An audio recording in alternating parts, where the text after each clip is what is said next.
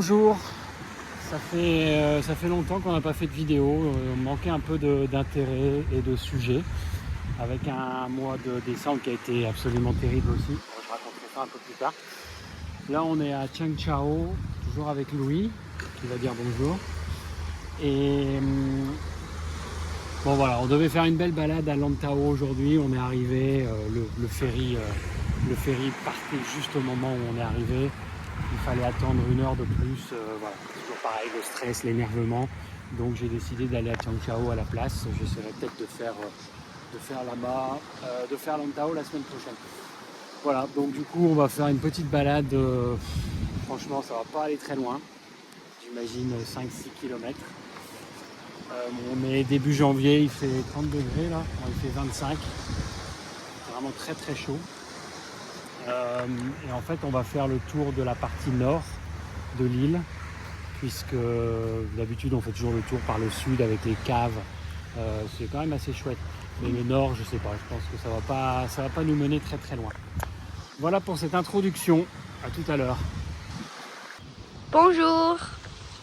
Oui, un petit sujet sur la semaine prochaine, c'est un peu le week-end de la course à pied à Hong Kong. On a le marathon de Hong Kong le dimanche 21. Bon, c'est toujours un peu un événement parce qu'il y a 50 000 personnes. Je le fais pas. L'année dernière, j'avais fait le semi-marathon. C'était pas mal, j'avais bien réussi. Mais c'était au mois de mars et il faisait trop chaud. Bon, même si là, aujourd'hui, il va faire chaud aussi la semaine prochaine. Voilà, donc ça, c'est dimanche. Donc il va y avoir beaucoup de gens qui courent. Et samedi, il y a la Hong Kong 100, donc, qui est peut-être une des courses les plus connues avec la Trans-Lantau sur Hong Kong. Donc 3 événements, 36 km, 50 km et 100 km le samedi. Avec quelques champions, dont le fameux Casquette Verte. J'imagine que tout le monde connaît Casquette Verte, c'est un Parisien qui s'entraîne surtout à Montmartre, qui est devenu un nom assez connu dans le monde du trail. Il a quand même terminé 10e à la Diagonale des Fous, 15e je pense 2 fois à l'UTMB. Il a gagné beaucoup de petites courses intermédiaires, enfin c'est un gros niveau évidemment. Et il vient à Hong Kong. Je pense pas qu'il gagnera parce que c'est une course qui est très roulante. Et lui, il est plutôt habitué à la Réunion, dans les Alpes, etc., à faire vraiment des très grosses montagnes. Donc c'est une course, si je dis pas de bêtises, qui doit faire 5000 ou 6000 mètres de dénivelé. Donc c'est pas énorme. Et il y a toujours des Chinois qui viennent et qui font ça à 12 à l'heure et qui gagnent. Mais ça serait marrant de voir justement comment il va se placer. Il sera de toute façon dans les premiers. Je lui ai envoyé un petit message perso pas sur Insta parce que j'ai pas Instagram, mais sur Strava. Je lui ai proposé une bière. Bon, j'y crois pas trop, mais après en même temps, je n'ai pas forcément très envie, mais ça serait marrant que je puisse le rencontrer. Mais après, je suis pas le seul Français à Hong Kong. Je ne cours pas la course alors que plein de Français vont faire la course, donc j'imagine qu'ils vont le voir. Et puis voilà. Oui, casquette verte parce qu'il court toujours avec une casquette verte, donc il est assez facile à reconnaître. Il s'appelle Alexandre Boucher. Si vous voulez regarder un petit peu son Instagram ou son Strava, c'est du très gros niveau. Ça n'a rien à voir avec les courses locales. Voilà, ça c'est pour la semaine prochaine, le week-end prochain. Voilà.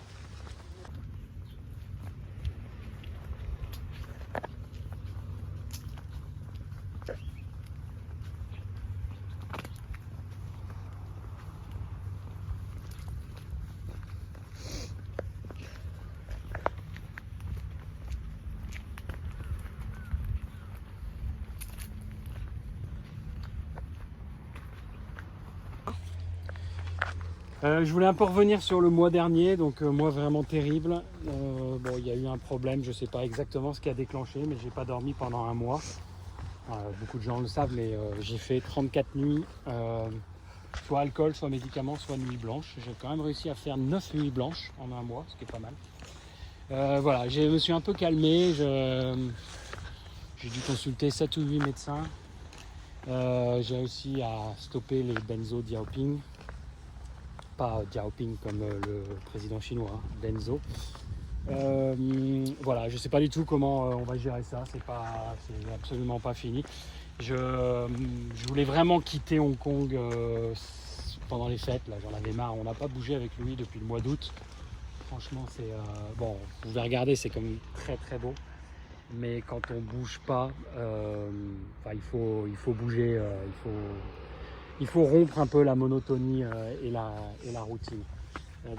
Voilà, on n'a pas bougé, on devait aller en France, on n'est pas allé en France et c'est compliqué, c'est un peu compliqué. Donc là on va partir en Corée pour le Chinese New Year. Donc j'espère que ça va faire du bien, mais voilà, c'est pas encore gagné jusqu'au Chinese New Year. Il y a encore de nombreuses nuits à s'inquiéter ou à consommer des psychotropes. C'est compliqué. Le point positif, il y en a quelques-uns. J'avais dit que je ne serais pas payé au mois de novembre. Je pense que je serai payé en janvier. C'est pas fait encore, mais je pense que je serai payé en janvier. Donc voilà, on va peut-être gagner encore un mois. Février, c'est vraiment sûr que non. Et puis le bruit qu'il y a au-dessus de l'appartement, parce qu'on a vraiment un problème. Tout l'appartement, en fait, tout l'immeuble a été changé en dortoir, enfin en chambre d'étudiants. Bon, les étudiants font pas du tout de bruit par rapport à ce qu'on pourrait penser, par rapport à la France. Mais on ne sait pas pourquoi, depuis qu'ils prennent une douche au-dessus, ça fait un bruit d'enfer tous les soirs. Mais vraiment d'enfer, hein. C'est un bruit de robinet. Bref, je passe les détails. Ça fait 2 mois que je me bats avec le propriétaire. Ils essayent de trouver des solutions, mais voilà, pendant 2 mois, tous les soirs, il a fallu entre 22h et minuit supporter ce bruit qui dure entre 30 et 40 minutes. Bref, ça semble être plus ou moins résolu. Donc voilà, un petit point positif. On va essayer de capitaliser là-dessus.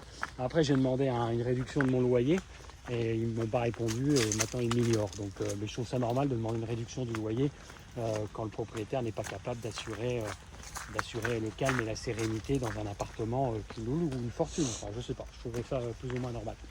Voilà, donc ça c'est le petit point positif. Au niveau de la course à pied, j'aimerais vraiment beaucoup reprendre, je sais pas, une compétition ou quelque chose, mais alors j'ai vraiment mal partout. Je ne me plains pas, je continue à courir. Enfin, je me plains pas, c'est ce que je fais la vidéo depuis 10 minutes, mais je continue à courir. Et voilà, j'essaye de mettre de l'intensité parfois, mais ça fait très très mal. Je sais pas ce qui m'est arrivé jeudi dernier, là j'avais très très mal, je pouvais même plus marcher sans boiter. Et puis hier j'ai refait une petite séance de trail et ça a été. Donc je pense que c'est vraiment les chaussures On qui m'ont détruit en fait complètement. Je pense que On est vraiment la pire marque de chaussures possible. Et les Cloud Monster m'ont totalement détruit le collagène et les articulations de la hanche gauche. Bon voilà, ça c'était le chapitre plainte. On passera à autre chose juste après. Merci. On est arrivé sur une petite plage un peu privée là, juste pour montrer comme le monde est dégueulasse. Et on voit tout ce rejet de plastique et de bouteilles. Enfin, tout ça, ça vient de la mer évidemment. C'est pas, les gens ne jettent pas ça ici, mais c'est quand même bien dégueulasse. Alors que la mer, le sable est relativement beau. Et puis bon, c'est pas la plus belle plage, mais c'est quand même voilà, c'est quand même plutôt mignon. Et là, on est sur du plastique. Je vous montre encore un peu. Je sais que vous aimez voir ce genre de choses. Louis a trouvé une chaussure. Oh Louis, t'as oublié ta chaussure. Oh.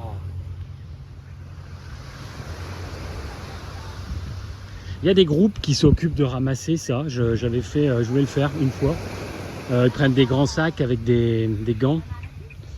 Et ils le font régulièrement, mais bon, il faut être sur Facebook ou Instagram pour connaître les dates. Et comme je ne suis pas, je ne participe pas, mais ouais, c'est très beau, hein. Bon allez, je coupe là. Oui, je parlais des On qui ne me vont pas du tout. Alors, c'est un très bon enchaînement pour parler d'un sujet que Louis voulait vous dire. Vas-y Louis. I had a race on Sunday, December 29. No, it was 31st, no? 31st. Yeah, and it was How many really hard. kilometers? It was 4 kilometers. And I really enjoyed it, and it was really hard. But now I'm gonna start training with my school. So every Thursdays in the morning at 7 a.m. 7 a.m. I am gonna start training with my school until 8 a.m.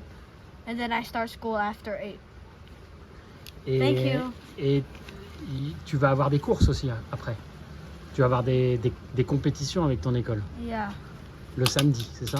Yeah. Ok, d'accord.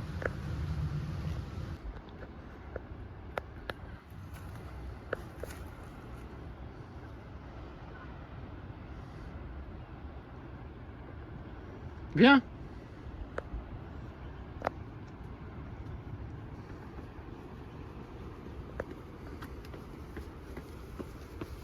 Hold on. Juste pour la petite anecdote, donc là on est à Cheung Chau, la plage qu'il y a là, je ne sais pas si on la voit très très bien. Je suis venu pour la première fois ici le jour de l'élection présidentielle de Sarkozy. Donc c'était je pense en 2007. J'étais avec un ami Olivier Moutel, si tu vois cette vidéo, je te salue. On a été venu pêcher, oui à l'époque j'étais un grand pêcheur. Et c'était au mois de mai donc l'élection, mais il n'y avait personne alors que là il y a plein de monde. Et on était venu pêcher ici toute l'après-midi, je me souviens, et on parlait évidemment on avait tous les deux notre carte au RPR. À l'époque, c'était encore le RPR, je suis pas sûr, mais en tout cas, on avait tous les deux notre carte chez Sarkozy, et Sarkozy avait été élu le soir même.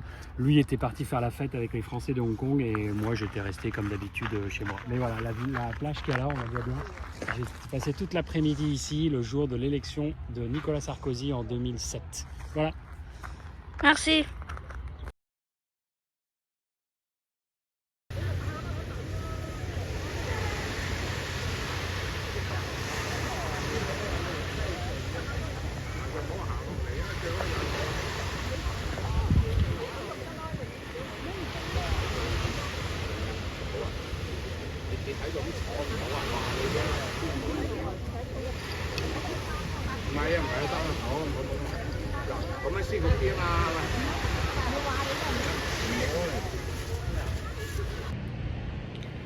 Il dort.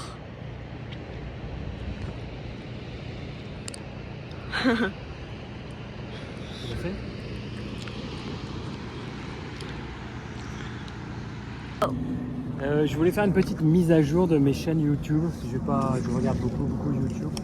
La dernière fois, j'avais parlé de deux influenceurs, enfin, c'est pas des influenceurs, mais deux personnes, Alexis Bruce et White Bunker. Ouais, un troisième, je me souviens plus qui.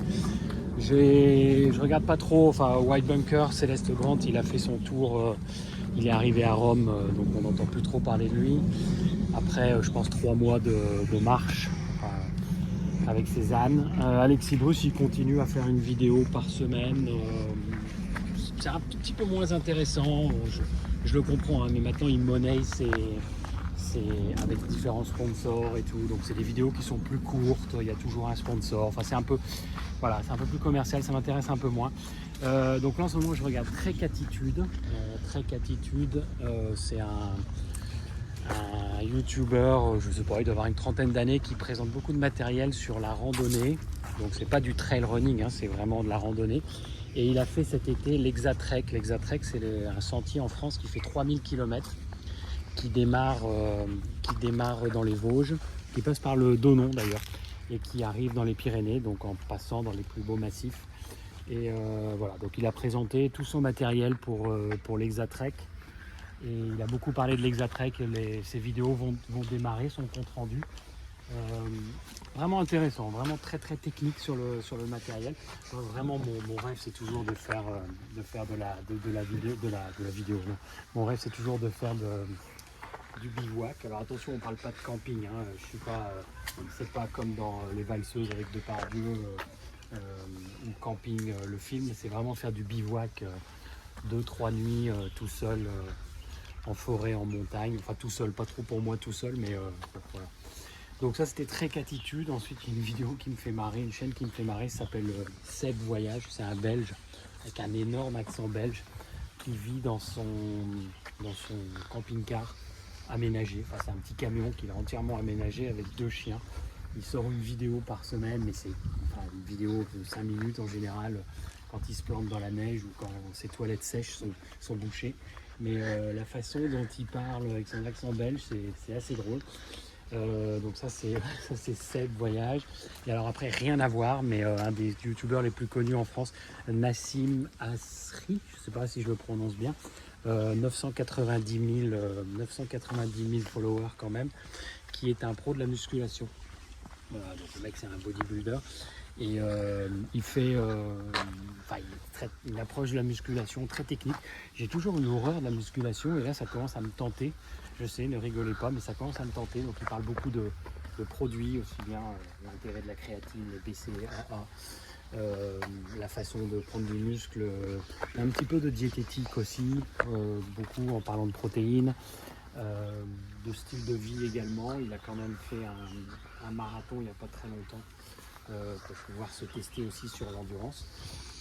C'est quelqu'un qui est très connu, encore une fois, près d'1 million de followers.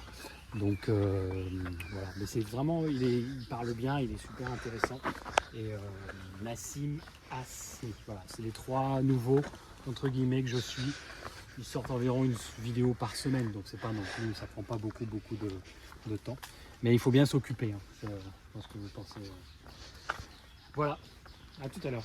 Peut-être pour une dernière vidéo avant de vous dire au revoir pour aujourd'hui.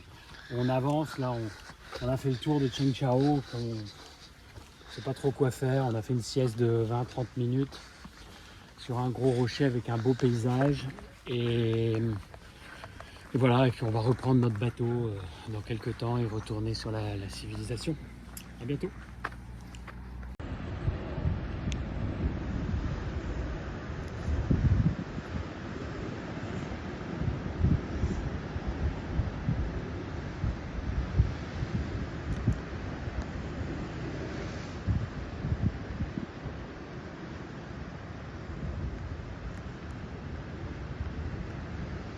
La vraie vie.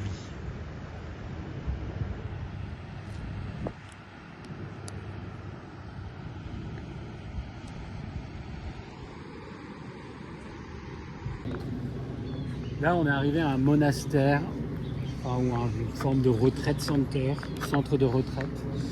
Je me suis renseigné et ça a toujours été un but dans ma vie d'y aller. J'avais dit un peu comme Sarkozy, puisqu'on parlait de Sarkozy au début, que s'il était élu, il ferait une retraite. Bon, il est parti sur un yacht avec Bolloré. Moi, si j'ai la chance de trouver un travail ou de gagner au loto, donc changer de vie, je viendrai ici en fait. Vous voyez la croix là-haut. Et puis, je sais plus, c'est San Bosco. Alors en français, je sais pas comment on dit. Voilà, on peut passer quelques nuits. En général, on laisse le téléphone dans le coffre. Et puis, il y a quand même une belle vue pour méditer, prier. C'est quand même assez reposant, on va dire. Ouais, c'est San John Bosco.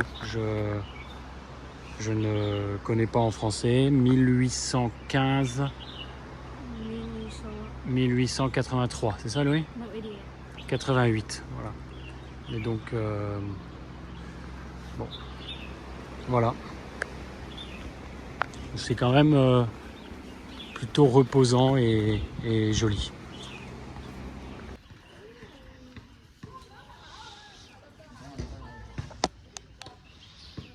He is measuring how many meters is this